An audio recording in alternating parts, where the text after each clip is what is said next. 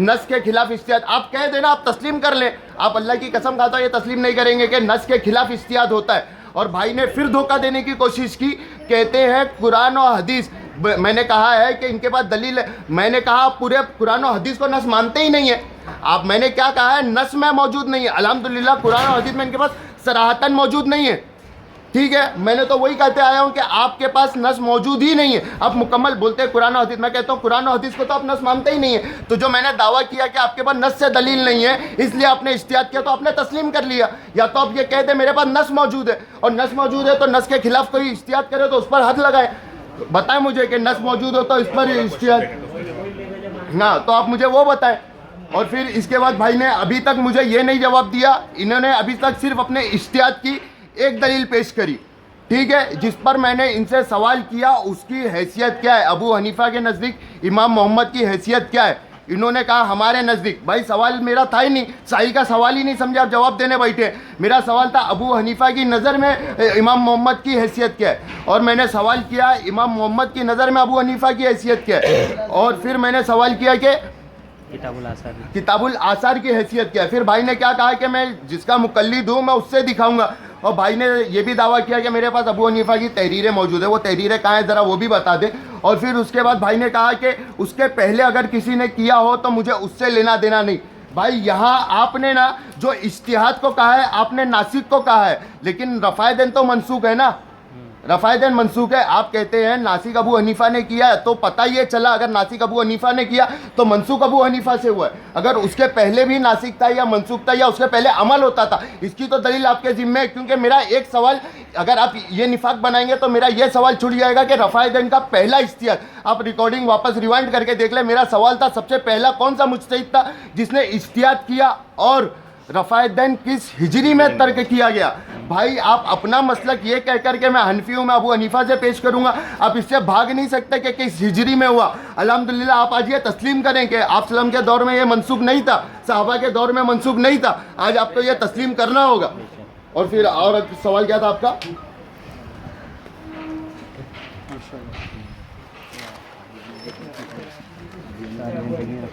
और भाई ने बात ने कहा कादियानी, तो मैं तो कहता हूँ कि शायद अगर वो इस पर आए रफ़ायदैन मनसूख पर आप अबू हनीफा से, तो उनका भी ये मसला वही होना चाहिए, क्योंकि कादियानी भी हनफी थे। तो मैं कहता हूँ भाई मौजू के अलावा बाहर जाके बात ना करें। और भाई ने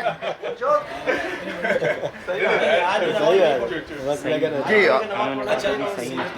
एक सेकंड, नहीं एक सेकंड जी। और भाई ने कहा कि सही मसला रफ़ायदैन का बता दे। तो मैं कहता हूँ भाई रफ़ायदैन का सही मसला अल्हम्दुलिल्लाह आप खुद अभी मान लेंगे। क्यों? क्योंकि आप इसको नासिक नहीं साबित कर सकते। आपने इसे नासिक के एक भी नस से तो आपने मान लिया, फिर आप कहते हैं इस्तियाद इसलिए क्योंकि कुरान हदीस में मुतारज़ा है।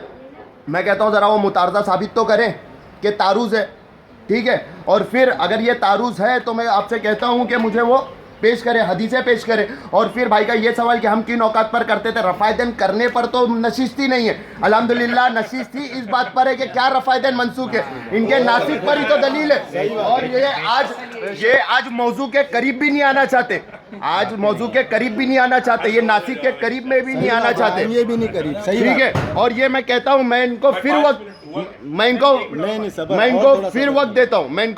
देता हूँ, और मैं आपसे कहता हूँ कि भाइयों गौर करें, ये बिना सिवाय वक्त ज़ाया करने का और कुछ नहीं करेंगे।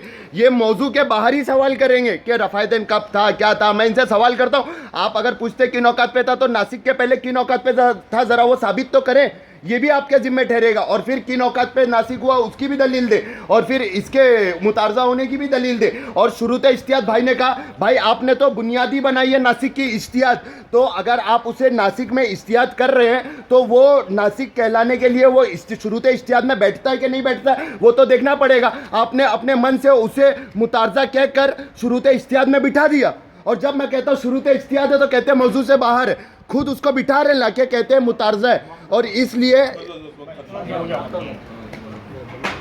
अभी आपने देखा कि मेरे सवाल का फिर भी कोई जवाब अल्हम्दुलिल्लाह नहीं आया, ठीक है।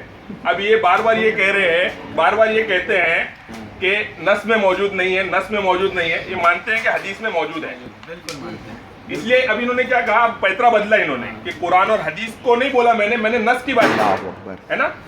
मैं ये इनसे मेरा मुतालबा है कि आप नस से साबित करें कि अल्लाह के रसूल सल्लल्लाहु अलैहि वसल्लम करते थे ता हयात अल्लाह के रसूल सल्लल्लाहु अलैहि वसल्लम ने आखिरी रकत तक नमाज में तो अपने मन से क्यों भाई, हयात का अल्फाज तुम्हारा खुद का बनावटी है। क्यों है भाई, मालूम है? क्योंकि भाई दानिश को रसूल करना चाहिए कि नहीं करना चाहिए, ये हमको बताना है। हमको भाई दानिश को ये समझाना है कि रफुल यदैन अल्लाह के रसूल सल्लल्लाहु अलैहि वसल्लम ने आखिर तक किया है या नहीं किया है। मेरा और इनका मसला नहीं है, मसला दानिश भाई का है। दानिश भाई इन सबको लेकर आए हैं साहिल बना करके। तो मसला हमारा रफुल यदैन को करना या नहीं करना ये उसी वक्त मुकम्मल होगा जब दोनों तरफ से बात आएगी। मेरी दलीलों को ठुकरा करके रद्द करके आप दानिश भाई से अपना अमल करवाएंगे तो क्या अपनी तकलीफ करवाएंगे?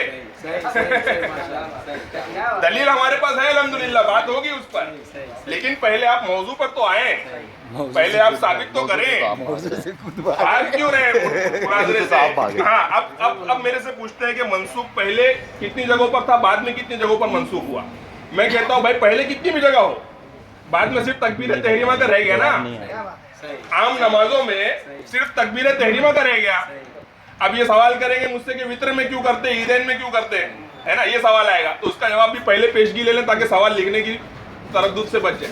भाई उसके लिए हमारे को कोई दलील नहीं मिली, हदीस नहीं मिली कि तर्क कर दो। हमारे पास आम नमाजों की दलील है, आम नमाज। वित्र का नाम लेके कोई दलील नहीं मिली कि वित्र में अल्लाह के रसूल ने तर्क किया, ईदैन में तर्क किया, ऐसी कोई दलील नहीं मिली। दलील बताओगे इंशाल्लाह वहां भी तर्क कर देंगे, हम तो तैयार है तर्क करने के लिए। कुरान और हदीस को नस नहीं मानते तो भाई किसको नस मानते हैं? हम तो कुरान और हदीस से ही तो पेश कर रहे हैं। ये बोलते हैं मुआरजा पेश करो, आप उठा करके देखो, कुरान तिरमिज़ी उठा के देखो, अबू दाऊद उठा के देखो, कितनी हदीसें मौजूद पेश करिए ना। करेंगे भाई, जब दलाइल की बात आएगी तब करेंगे। मुआरजा आपने बोले तो दलाइल दे चुके, नहीं वो सामने तुमको दलाइल दिए जाए नहीं दिए भाई, दलाइल पे बहस नहीं है। एक मिनट रुको भाई, तुमको दलील दिए थे ना हदीस, वो टेक्स्ट में हदीस पेश भाई उधर करो ना जरा। हदीस का स्कैन दिए थे या टेक्स्ट दिए थे? लिख के दिए थे ना कि हदीस बताए थे कि नहीं बताए? नहीं तो बेशक भाई वो तो सवाल उठेगा ना, दलील दिए बोलते हदीस दिए तो कौन सी दिखाओ ना। अल्हम्दुलिल्लाह यहाँ भी मान रहा है भाई खुद कि दलील दी गई है, हदीस दी गई है। वो व्हाट्सएप पे भेजे थे टेक्स्ट में, हदीस सामने रख दो ना। भेजे थे, बात ये है कि दलील दी गई तो लड़के को तो यहाँ मांग रहे ना, क्यों नहीं भगाएंगे आपने? अभी आपने भी बीच में बोले थे डॉक्टर साहब वहाँ से भी आवाज आई थी, मैं बोला था कितनी बार आवाज आई थी, मैं जानबूझ के बोला था ताकि बीच में टाइम खराब हो। जब हनफी बोले कादियानी, हनफी बोले, आप चुप हो जाए, आप मुझसे बात कर रहे हैं। हाँ टाइम रोक दो 1 सेकंड। यहाँ पे ये जो भाई बैठे थे कहाँ गए? ये भाई ने बीच में कहा था, मैं टोका उनको, पूछो आपने कहा था बीच में मैंने टोका आपको? मैंने उनको टोका था। क्या बोले थे भाई, क्या बोले थे? नहीं बोला भाई, अरे मैं टोका, उनसे पूछ लो ना, आप खुद उनसे पूछ लो, आप खुद उनसे पूछ लो। सुभान अल्लाह बोले खाली, वो सुभान अल्लाह नहीं बोले भाई, अल्लाह शाबाश तो ये भी बोल रहे हैं पीछे। सुभान अल्लाह नहीं बोले, सुभान अल्लाह नहीं, उसके अलावा उन्होंने कहा था जिस पर मैंने अभी हद वाला मामला कर रहे हैं। पहले ये बताया कि हद किन मामलात में लगती है भाई, हद किन मामलात में लगती है? जब सरी तौर पर कोई दलील मौजूद होगी, उसके खिलाफ वर्जी होगी तो हद लगेगी ना। क्या हद किसी को भी लगा देंगे? इज्तिहादी मामलात में भी हद लगा देते हैं क्या? अरे भाई अल्लाह के रसूल सल्लल्लाहु अलैहि वसल्लम ने तो शुकूक और शुबहात का हद से मना किया कि शुकूक और शुबहात में हद मत लगाओ। इंशाल्लाह मैं उसकी दलील भी दे दूंगा अगर आई सामने बात कि शुकूक और शुबहात की सूरत में जो है ना हद लगाने से परहेज करो। मफहूम हदीस का बता रहा हूँ।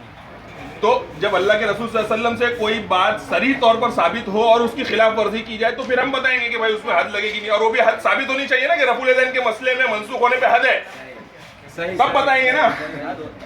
भाई शराब के मसले को और जिना के मसले को रफुल यदैन के मसले इज्तिहादी मसले से कयास किया जा रहा है, ये तो कयास माल फारिग हुआ, ये गलत कयास हुआ है। ऐसे गलत कयास तो शैतान करता था कि भाई वो जो है आग से पैदा हुआ था, मैं आग से पैदा हुआ, ये तो मिट्टी से, तो ये तो कयास ही गलत हुआ ना। तो इस तरह के कयास करके मुझसे कह रहे हैं कि मनसूख वाले पर हद लगाओ। अरे भाई आप बताओ कि अल्लाह के रसूल ने किसी तरके रफुल यदैन पे हद लगाई हो? हम लगाएंगे, तैयार है हम लगाने, बताइए तो एक हदीस तो दीजिए। अब कहते हैं कि साबित नहीं है, मान लिया। अरे भाई साबित नहीं, कब माना? मैंने कब माना साबित नहीं? मैं तो बोलता हूँ भाई पहले किया गया मनसूख हुआ, मैं मनसूख को मानता हूँ, साबित को मानता हूँ, लेकिन मनसूख को मानता हूँ साथ में। किसी एक जगह अल्लाह के रसूल सल्लल्लाहु अलैहि वसल्लम ने खड़े होकर पेशाब किया ना, हो गया, 5 मिनट हो गया। बिस्मिल्लाहिर्रहमानिर्रहीम। भाई ने नहीं भाई आपका नाम दानिश भाई ना, भाई ने दानिश भाई को मुखातिब होकर कहा कि आप सल्लल्लाहु अलैहि वसल्लम ने आखिर तक किया है या नहीं। भाई आपने तो इसे मनसूख की दलील ही 80 हिजरी के बाद से बनाई है। नासिक की दलील ही 80 हिजरी के बाद से बनाई। आप की वफात कब है? 10 हिजरी 11 हिजरी। आपने ये तस्लीम कर लिया है कि आप ने ताहयात किया है। और सबसे पहले अगर आप ने ताहयात किया है, अल्हम्दुलिल्लाह, टाइम रुकेगा, टाइम रुकेगा। मान लो भाई, तुम चुप रहो यार। अल्हम्दुलिल्लाह। साथी बोले नहीं बोलो मत भाई, बीच में मत बोलो। अक्सर क्या होता है जब मुतकल्लिम थक जाता है तो आवाम बीच में बोलने लगती है, ठीक है। तो अब आप ने भाई ने खुद 80 हिजरी के, भाई ये सब वक्त रोका जाए, ये सब वक्त रोका जाए। एक सेकंड, ये वक्त वापस शुरू किया जाए। ये वापस वक्त शुरू किया, अभी शुरू होएगा ना। नहीं वापस शुरू किया जाए। वो बात कर रहा था, मैंने टोका उसको। वक्त वापस शुरू होएगा। भाई मैं अपनी आपस बात कर रहा था। नहीं मत बात करो भाई। क्या होता है अभी अफरोज भाई बोले, वक्त रुका। भाई अफरोज भाई पे इल्जाम आ रहा है कि मुतकल्लिम थक जाता है ना। नहीं तो वो तो यहाँ पे तो आपकी भी आवाम है ना, वो आवाम आपकी भी हो गई ना। लोगों ने कहा, ऊपर मैंने कहा और हमने देखा अल्हम्दुलिल्लाह किसका मुतकल्लिम थका हमने देख लिया। हाँ, की आवाम को ना अभी भी दिख रहा है, अभी भी दिख रहा है। अभी तो रुका हुआ है ना टाइम स्टार्ट करो ना। अभी शुरू हुआ, चलो जी टाइम स्टार्ट करो। फिर से स्टार्ट। अभी शुरू, फिर से स्टार्ट नहीं भाई, जितना टाइम वो 10 सेकंड था, 10 सेकंड। जो भी सेकंड था उसका काम। हाँ चलो ठीक है। जी, तो अल्हम्दुलिल्लाह भाई ने ये तस्लीम कर लिया कि आप सल्लल्लाहु अलैहि वसल्लम के दौरे नबूवत में ये रफ़ाइदैन तर्क नसक साबित नहीं कर सकते। इन्होंने एक भी दलील नहीं पेश करी। फिर जब हमने इनसे कहा कि पहले कितनी जगहों पर था, पहले कितनी भी जगहों पर हो, तो भाई मतलब इनको यही नहीं पता है कि पहले कितनी जगहों पर था और कितनी जगहों पर नासिक हुआ है। ये कहते हैं कि अब कितनी जगहों पर है, तो मैं इनसे सवाल करता हूँ पहले कितनी जगहों पर था। भाई ने इसका जवाब नहीं दिया। फिर कहते हैं हमें वित्र की और ईदैन की नाम लेके दलील नहीं मिली। मैं कहता हूँ आप ज़रा नाम लेके दलील तो दिखाए तरक्की कुरान और हदीस में कि फजर में, जोहर में, असर में, मगरिब में, ईशा में। और सुन ले मेरा चैलेंज है, नसक के साथ मुझे दलील दिखाए रुकू में जाते वक्त, रुकू से सर उठाते वक्त और दूसरे रकात से तीसरे रकात खड़े होते वक्त ये अल्फाज होने चाहिए कि रुकू में जाते वक्त रफ़ाइदैन ना करें, रुकू से सर उठाते वक्त रफ़ाइदैन ना करें, दूसरी रकात से तीसरी रकात के लिए खड़े होते वक्त रफ़ाइदैन ना करें। मैं आपको कहता हूं, मैं वक्त देता जाऊंगा, एक हदीस नहीं पढ़ेंगे, ये एक हदीस। फिर मैं कहता हूं, फिर भाई कहते हैं दलील दी गई थी, आज महफिल में देने में शर्म किस बात की है? भाई कहते हैं दलील दी गई थी, आज महफिल में देने से शर्म किस बात की? अगर आपने दलील दी थी, आज नहीं देंगे तो किस बिना पर मैं उसे मुतारजा तस्लीम कर लूं? आप कहते हैं दलील में तारुज है, दलील टकरा रही है तो इज्तिहादी है। भाई से जब मैंने पूछा शुरूत इज्तिहाद क्या है, तो वो कहते हैं मौजू के बाहर है। अरे अगर शुरूत इज्तिहाद में दलीलों पे मुतारजा होने पे अगर इज्तिहाद बैठता है तो शुरूत इज्तिहाद है, तो आपको ये बयान ही नहीं करना चाहिए। आपने खुद उसके मुतारजा बयान करके मौजू के बाहर बयानात कर रहे हैं। फिर भाई के जितने सवाल आते हैं ये मौजू के बाहर है। भाई ने जितने मुझसे किए, भाई शायद मौजू भूल रहे हैं कि क्या रफ़ाइदैन मनसूख है। भाई ने अब तक मेरे सवाल का जवाब नहीं दिया कि अबू हनीफा का इमाम मोहम्मद के बारे में क्या नज़रिया है, इमाम मोहम्मद का अबू हनीफा के बारे में क्या नज़रिया है, किताबुल आसार की हैसियत क्या है, पहला कौन सा मुज्तहिद था जिसने रफ़ाइदैन को नासिक करार दिया। फिर मैं इनसे सवाल करता हूँ किस हिजरी में पहली बार रफ़ाइदैन नासिक हुआ। फिर मैं पूछता हूँ ज़रा वो हिजरी तो बताएं। आप सल्लम का ताउम्र करना तो आपने खुद मान लिया और फिर कहते हैं कि लफ्ज़ ताहयात दिखाएं। मैं कहता हूँ मेरा चैलेंज है, आप पहली तकबीर तहरीमा में लफ्ज़ ताहयात दिखाएं, आप अपने सारे अमल में लफ्ज़ ताहयात दिखाएं। जिसमें लफ्ज़ ताहयात नहीं होगा आपको उसे छोड़ना पड़ेगा, उसे आपको छोड़ना पड़ेगा। फिर भाई ने क्या कहा, सही दलील होगी तो हद लगेगी। अल्हम्दुलिल्लाह भाई ने खुद तस्लीम कर लिया इनके पास सरी दलील नहीं है। सरी क्या होती है भाई? सराहत के साथ भाई ने कहा कि सरी दलील होगी तो हद लगेगी। अल्हम्दुलिल्लाह भाई ने तस्लीम कर लिया इनके पास सरी दलील नहीं है, तभी आज पर्दादारी है। आज जो पर्दादारी है ना, ये सरी दलील ना होने की वजह से। फिर भाई ने कहा कि आसलम की हदीस है, मैं मफहूम बता रहा हूँ। मफहूम क्या बताते हैं? शुकूक व शुबात में हद लगाने से परहेज करें। पता ये चला रफ़ाइदैन के मनसूख होने पे हद लगाना मांग रहा हूँ कि दलील क्या देते हैं? शुकूक और शुबात में मनसूख पर ही शक है इनको, मनसूख पर ही शक है इनको, मनसूख पर ही हद नहीं लगा रहे। मनसूख पर अगर हद लगती है, मनसूख पर शक नहीं। टाइम हो गया। अरे भाई बीच का टाइम रोके दो, बीच का टाइम रोके दो। 2 मिनट बाकी है, 2 मिनट बाकी है। 2 मिनट बाकी है। क्या